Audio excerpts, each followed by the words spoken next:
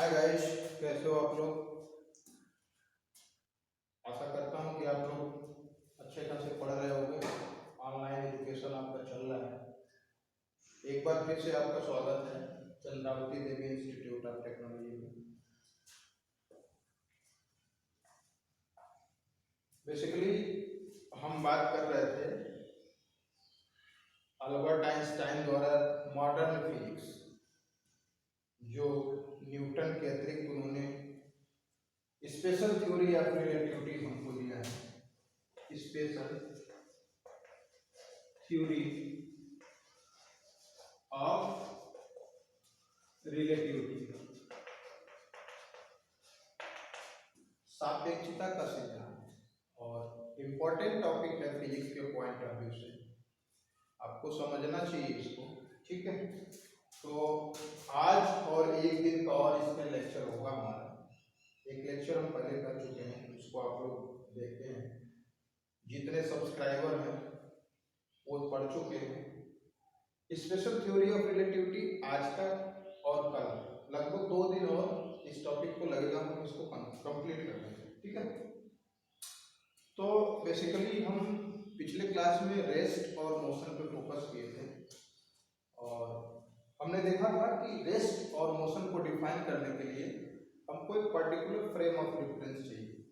अगर हम किसी बॉडी को एब्सोल्यूट रेस्ट कहें या एब्सोल्यूट इन मोशन कहें तो ये पॉसिबल नहीं है। डिपेंड करता है कि उसको मैं हम किस फ्रेम ऑफ रेफरेंस से देख रहे हैं। ट्रेन के रिस्पेक्ट में स्वयं पैसेंजर जो ट्रेन में बैठा है वो रेस्ट पे होगा। उसी इंस्टेंट अगर प्लेटफॉर्म से उस पैसेंजर को कोई अदर पर्सन देखता है तो उसको मोशन मिलता है। तो एब्सोल्यूट रेस्ट या absolute motion can never be defined. ये रिलेटिव टर्म्स है, इसीलिए हम कहते हैं वेलोसिटी इज रिलेटिव। ठीक है, time is relative, position is relative. ठीक है, तो length is relative, position relative. देखिए सिंपल सी बात है, सपोज ये एक रिवर है। ठीक है, यहाँ आपका एक रिवर के इस किनारे पे किसी व्यक्ति का एक झोपड़ा है। ठीक है, एक ये पर्सन ये खड़ा है बिल्कुल सामने के उधर। यहाँ एक अदर पर्सन है बी जो इसके सामने खड़ा है, पर्सन बी। अगर हम पर्सन बी से what is the position of house पूछे तो आप सोचिए क्या बोलेगा कि नदी के उस किनारे इस व्यक्ति से दाहिने तरफ, ये इसका राइट हैंड होगा, अगर इधर राइट हैंड पे ये मकान से, अगर इस पर्सन से पूछे हम what is the position of house with respect to person A, तो ये क्या बोलेगा, हाउस जो है इसके लेफ्ट साइड पे। इट मींस की पोजीशन भी हमारा क्या है, रिलेटिव टर्म्स है। हम देखा वेलोसिटी भी रिलेटिव। ठीक है, तो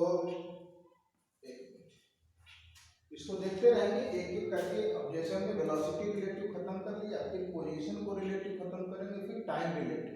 तो स्पेशल थ्योरी ऑफ रिलेटिविटी का जो फंडा है 11th में, आपको बहुत ब्रीफ नहीं जाना है, 11th के पॉइंट ऑफ व्यू से आपके क्लियर हो जाए। ठीक है, तो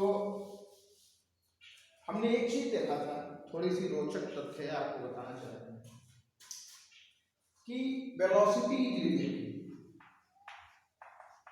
वेलोसिटी इज रिलेटिव यानी वेग सापेक्षता के सिद्धांत का पालन करता है। ये किसी न किसी के रिस्पेक्ट में रेस्ट पे हो सकता है, किसी के रिस्पेक्ट में मोशन। यानी वेलोसिटी जो है वो टर्म्स रिलेटिव है। बट हमारे यूनिवर्स में, आपको मैंने पिछले क्लास में बताया था कि होल यूनिवर्स, पूरा ब्रह्मांड क्या है, मोशन। कुछ भी हमारा रेस्ट पे नहीं है। हम सब एक एक पार्टिकल, पूरा यूनिवर्स, सोलर सिस्टम, जितने हमारे प्लैनेट्स हैं, स्टार्स हैं, सब मोशन में है। मिल्की वे, गैलेक्सी, सारे मोशन में। तो मोशन को न्यूटन ने डिस्क्राइब किया था और लॉज ऑफ मोशन भी दिए थे वो। उस मोशन को आज भी हम F equal to M A, उन्हीं का है F equal to M A. यानी यदि बॉडी पे फोर्स लग रहा है एफ एक्सटर्नल, तो उसमें एक्सेलरेशन होगा, ठीक है। तो अब सब कुछ मोशन है और सारे मोशन एक दूसरे से क्या है, relative. But according to Maxwell theory, Maxwell ने एक एक्सपेरिमेंट किया और उन्होंने एक अवधारणा निकाली कि यूनिवर्स में एक स्पीड या एक वेलोसिटी ऐसी भी है जो किसी के रिलेटिव नहीं है। अच्छा, आप इसको नोट कर लो। According to Maxwell theory, in our whole universe a different type of velocity which can never depend on any medium at any circumstance, किसी माध्यम में किसी भी कंडीशन पे वो रिलेटिव नहीं है, that's known as speed of light. बात करते हैं स्पीड ऑफ लाइट। प्रकाश की जो चाल है, ठीक है, प्रकाश की चाल पूरे यूनिवर्स में कांस्टेंट है और यह 3 लाख किलोमीटर पर सेकेंड,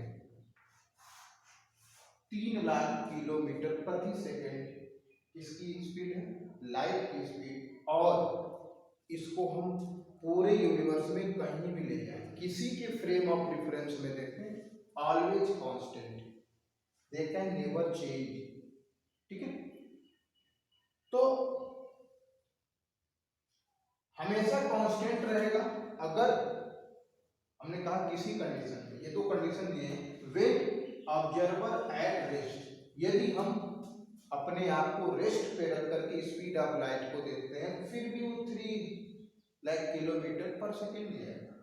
अदरवाइज अगर हम चल रहे हैं, ट्रेन में बैठे हों, बस में बैठे, और व्हेन ऑब्जर्वर एट मोशन, अगर हम गतिशील में हो फिर भी हम स्पीड ऑफ लाइट को देखें तो वो 3 लाख किलोमीटर पर सेकेंड। इट मीन्स हमारे यूनिवर्स में एक ऐसी भी स्पीड मौजूद है, एक वेलोसिटी ऐसी भी है विच कैन नेवर चेंज, पूरे होल यूनिवर्स में ये सदैव कांस्टेंट है, ठीक है।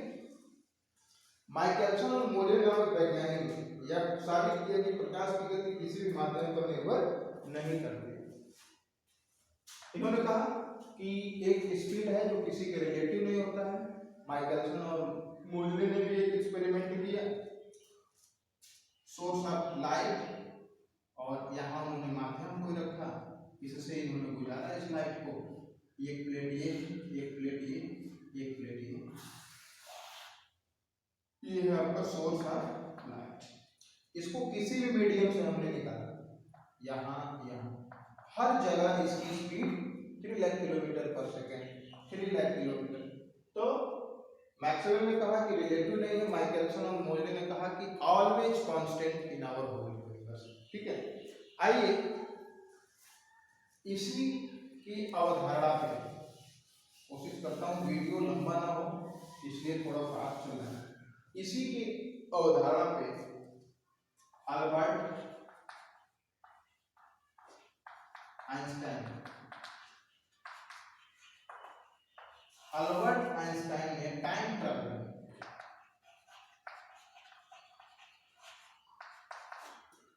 काल यात्रा की परिकल्पना की कि उन्होंने ये कहा कि अगर हमारे पास एक ऐसी स्पीड प्राप्त हो जाए जो जिसकी वैल्यू स्पीड ऑफ लाइट के बराबर हो तो हम काल यात्रा कर सकते हैं।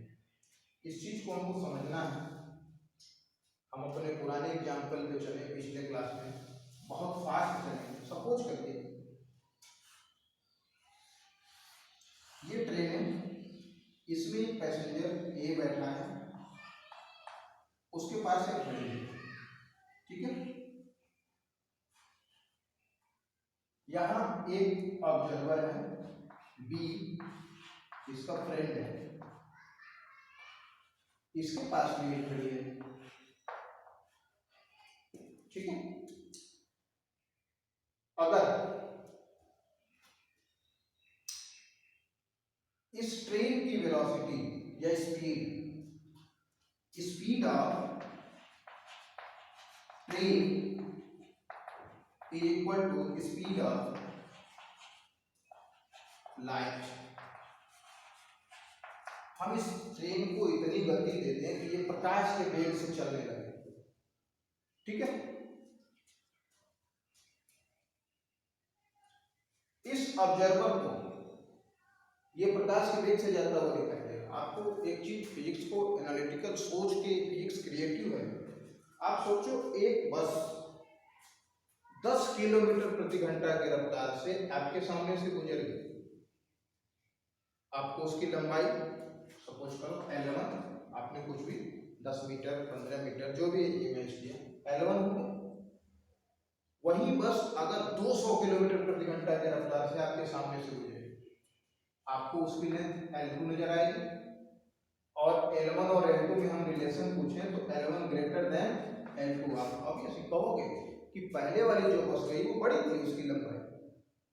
हुआ क्या, स्पीड बढ़ा देने से ट्रेन की लंबाई आपको कम लगने लगी, या बस की लंबाई। प्लेटफॉर्म पे हम खड़े हैं तो ट्रेन बहुत लंबा दिखाई देता है अगर वो स्लो स्पीड से जा रहा है।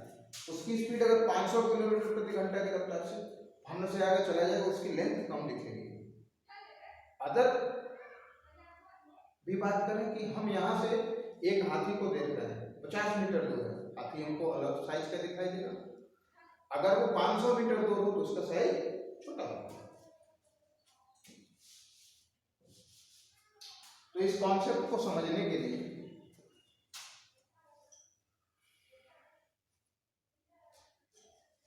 Velocity of wave with respect to the speed of light. चलिए, घटना ये होगी कि वेलोसिटी ऑफ ए